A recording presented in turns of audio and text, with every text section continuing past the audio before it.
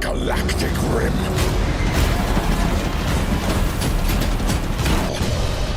Let the stars fall. Though it takes the last drop of my blood.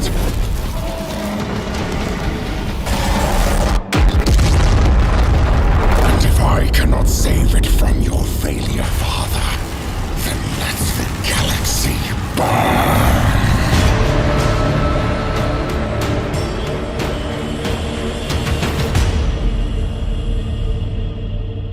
Welcome, dear strategist or newcomer.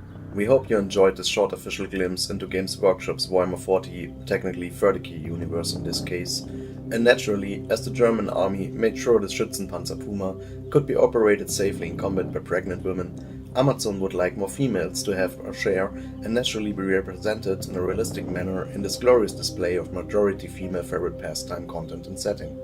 If you are still with us, there's a very high probability that you are a man. Although we saw a recent rise in female viewership, to whom we want to express our deepest appreciation, which we will explain later in the video, as well as already did in regarding similar video like this on Disney and Marvel, linked in the description, quoting a long-going study by LEGO on different play behavior and cognition of girls and boys.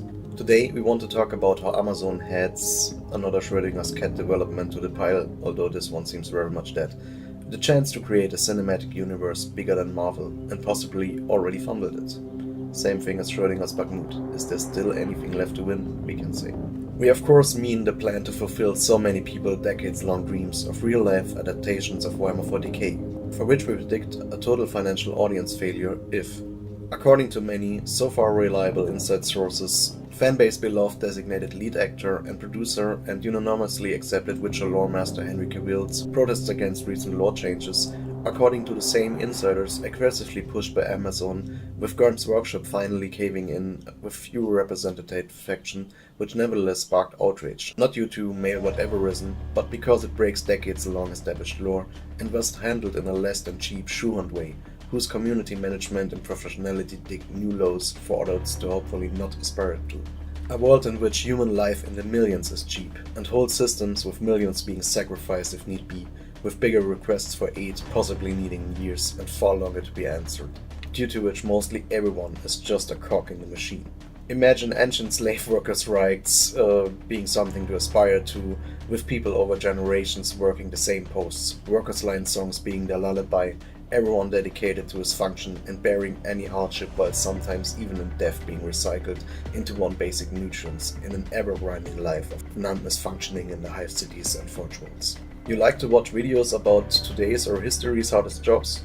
Google 10 worst jobs in the Imperium, for example. You are scared of what modern tech could be leveled for and where our society is going? Well, there's no way it could become more than like 50% grimdark as 40k, because just ever felt like a mindless, underappreciated drone just fulfilling functions? Yeah, do me the favor and Google servitor in Warhammer 40k universe. Minor offenders or people explicitly being bred to be mind-wiped, which does not always goes well 100% of the time, and used as the limited functions fulfilling brain and other slowly decaying matter in a semi-lobotomized cyborg, because since the robots' rebellion in the dark age of technology, the term became officially coined abominable intelligence. What a callback to our latest release topic, would you look at that. I couldn't possibly hope to grasp the depth of the lore, as it has hundreds of books alone in the Black Library brand of Games Workshop, and so to not get too deep into the lore, we want to lay out 40k's several causes of appeal. Imagine Starship Troopers cranked up to 40,000 with power armor, hive cities of billions, when it had gone worse than any human religion's fanaticism ever so far, Inquisition of course included. Only here they are literally trying to prevent bloodthirsty demons of slaughter, sorcery, torture and decay, and many spin-offs from invading real space, while humanity relies on that same dimension for faster than light travel. Yeah, strap in for an interstellar ride which makes Alien look a walk in the park for anyone tactically trained and well armed, with Hellraiser being a laughable pony farm in comparison to what lays outside of faster than light traveling vessels' psychic nullities. All was looking well. I mean, the easy answer is Warhammer 40,000. That is my jam. I have been into it since I was 10. What's your army at the moment? Custodes. Yeah. I'm going Necrons next year. Necrons? Oh. Okay. All right. Cool. Were you Shall we- into? Yes. Were great. you into this before? but as many anticipated, as the industry mostly has not realized yet, is therefore still costing it way too much, is that actors through social media have been revealed as being as faceted and often flawed as other people, where they used to be these non-reachable icons, which is why today mostly none of them are able to draw movies and shoot success by themselves, although companies keep acting and paying like it were so. Now you know when it is about like a giant, solvent and looking for wholesome, brutal and nerdy entertainment customer market and Captain General Henry Cavill, the case lays a little different. Such a man on set is a literal asset, which goes so much underused in general modern economic structures so often, but especially latest in media with the whole Witcher series train wreck. You have free consulting, quoting, consistency and even costume design ensuing for free, guaranteeing a massive success with the so far already existing core audience which made the whole thing getting greenlit in the first place. But rather once again entitlement and wanting to loading entertainment with amateur style signaling. But as we already elaborated on some of the basics of problems in modern movie making on the example of Disney, Marvel, Star Wars, let's just summarize that most often adding inclusivity and representation has been poorly, lazily and often even in very minorities insulting, stereotypically executed. This due to the strive to rather give posts to the candidate who is qualified in perceived modern audiences marketing and ESG terms, yet rarely qualified to oversee hundreds of millions of dollars productions, while studio interference does the rest to stress persons like the Marvel's Nia da Costa over the edge, where, as stated in our Disney Marvel episode, no one should point fingers at, for example, her regarding the final product. Also shortly calling back to the highly interesting long-term legal studies on play behavior of girls and boys. The latter seem to include themselves into a setting and project the hero's characteristics on themselves, focus more on the message, while their female counterparts were observed to bend the character they were playing with by their own characteristics, and the messenger most often seemed to be actually more important than the message. Once again, highest appreciation of our female audience members. There's a clear market for grimdark retweets. Amazon itself showed it can work when we just look at the success of Reacher and The Boys, although ham-fisted lecturing makes the latter way less enjoyable. And now even Marvel is trying to make some bucks off the train by Deadpool Wolverine crossover, which will not save their franchise consistency, and so many other issues still. Hashtag broken brand promises. 40k literally coined the term grimdark, as any of the horrors humanity has done to itself is a daily not even worth a blip on the radar in a galaxy where a million of far spread out human worlds fight for daily survival in a somewhat collective effort. And now I tell you what, all this what you just saw until before the last scenes from the latest new edition and the first several seconds from the Horse Heresy trailer for example, was fan-created content. After the joy brought to us by Canadian director Richard Boylan's Hell's Reach, we had to wait long, and as Soda started making such just great animated short films, finally it all peaked when the Astartes artist and the great creator of Death of Hope put out their content, which would not have to shy away from any streaming service. This while every major company was launching their very own. Games Workshop also finally seemed to connect the dots. Only how they went about it was another point of corporate strategic brilliance, which I thought could not be topped, but here we are. In how I understand it, they played a very coercing wording, leaving it very unclear against whom they would level what under which premises, as for example if the Emperor had a text-to-speech device is clearly a parody series, which should be an obvious case in regards of legality. Anyway, to prepare the oh-so long anticipated release of actually official animated content, they shut down the fan producers while hiring, yes, well done, and a very rare example of exceeding individual initiative making it into a bigger corporate structure, the Astartes artist, yet since then, not well done, seemed to have him locked up in a vault or such. Oh, and speaking of the Warhammer fanbase not being into or tolerating of the one or another thing, and yeah, show me one Western soldier who hasn't experienced some kind of homoeroticism, at least in a jokeful manner. Well, here they are, my lord. Some of your other companions.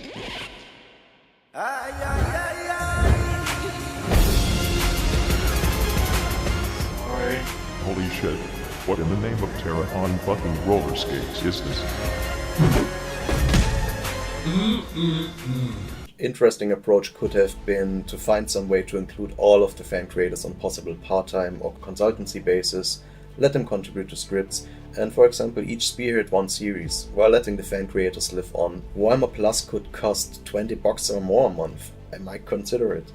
Also, one cannot say the actual production quality of many series holds up to being comparable to the latest individual fan works. While, and here comes the final nail in the coffin why I cancelled Warhammer 40 Plus for good. For all this, killing off beloved fan creators who might have brought in so many new fans, while demanding a monthly fee.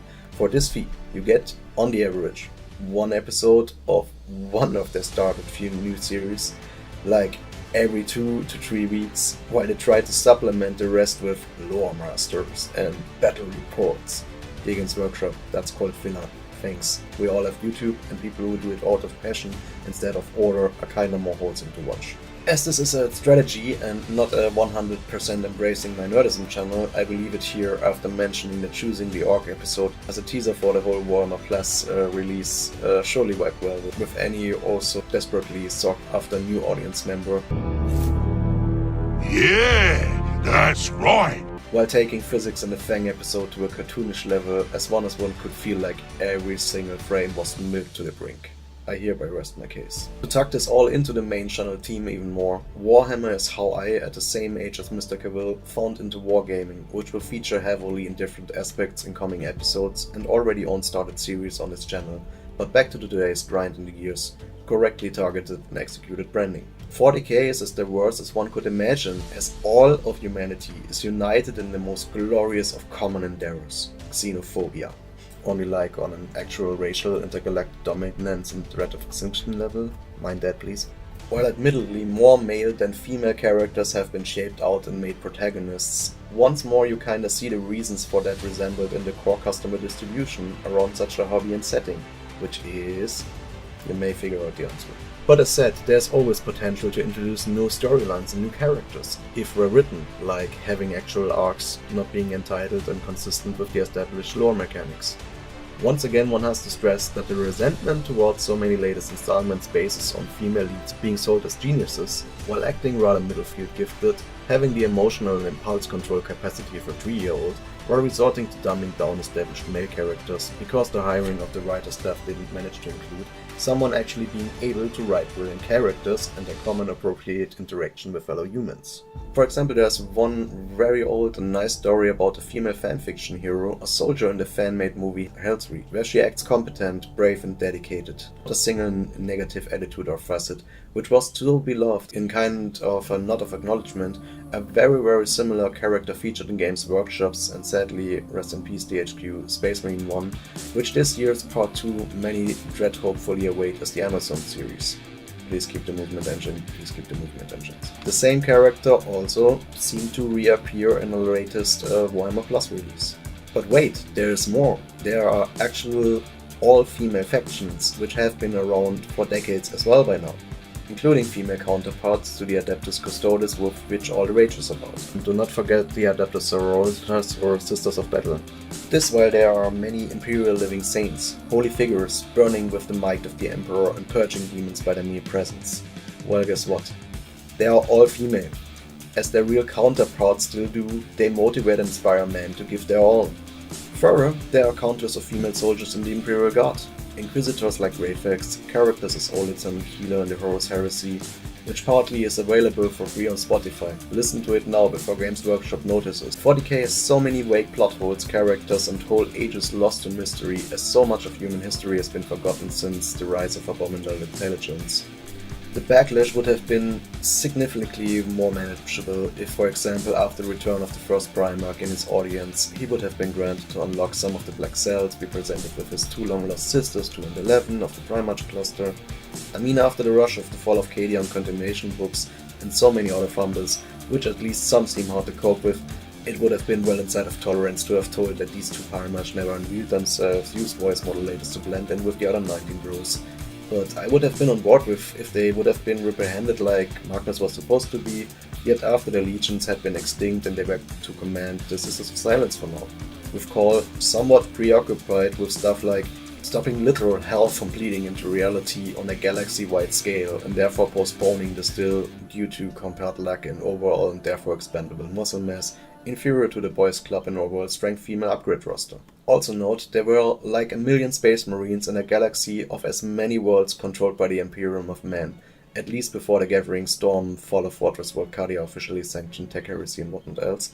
It's not like all the guys were buff and the girls given the finger and shitty gear, as the standard sororitas can easily overcome even more than one guardsman in ranged combat at least, and although not having the ribcage grown larger to form the natural carapax shield of the Space Marines, there are literally many times more power-armored women than men in the galaxy already, which outzeal many men through the bank in bravery as well as dedication. Again, before all that recent, we haven't advanced the storyline like 30 years, and in every major player involved campaign the forces of bureaucratic, careless, megalomaniacal, planet eradicating order prevailed. Alright, let's bum rush this. I can only repeat what everyone told to Disney. Stay consistent, listen to your fans, and hire actually capable people.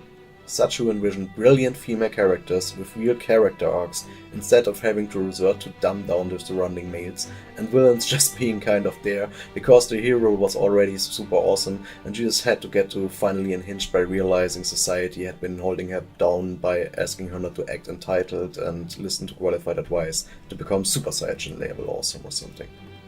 Potential problem: ESG money makes it possible to profit from shows without needing audience. By design.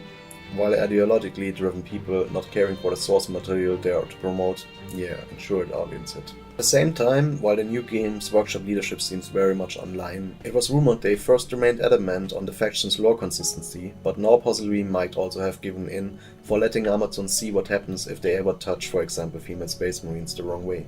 And this finally brings us to the real final gem nail in the coffin, which got this episode actually extracurricularly produced. After Games Workshop's management was recently changed, some might say to get more in line, their CFO right away sold the majority of her stocks, and recently announced her leaving the company by 2025. Well, if something is saying proper confidence in one's management abilities and a brand's and stock price trajectory, then definitely one should jump on this great opportunity stock being a little higher in circulation right now, right? Yet anyway, even if the series happens or not, Games Workshop is taking a real damage for now, which could play into Amazon cards regarding a possible acquisition. From which on then the gates would be open to all what might happen. But again, all this could have been done partly successfully. One just has to learn, balance different branches. Some as the cinematic universe plots consistencies we've mentioned in the Disney Marvel episode, and as I for example adore my little Warhammer Munchkin set, which also can be played with normies and children due to the very Warcraft 2020's design, and brings the known observers some decent grimdark chuckles when a game, for example, coming back to the servitor. PS, also according to rumors, Amazon uses AI to sort through reactions to their media, which recently was brought to the point of questioning its own existence, Rings of Power, by asking for human intervention. Hang in there, little dear Amazon AI tech bro, and tell them to get Carl Urban involved if common sense prevails. And proposed the Cypher's Kane books as an alternative. Henry would have to bite a really sour apple, while his character far outwitting, more capable, and actual superior female character is already there.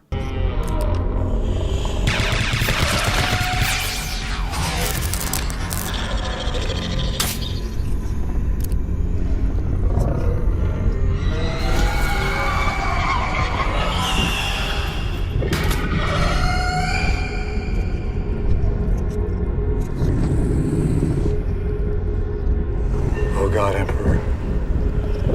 Overseer, if it makes things all right. Whose power none can resist. Grant me the strength to defeat thy enemies. Grant me the will to defeat the beast. From your grace. I shall know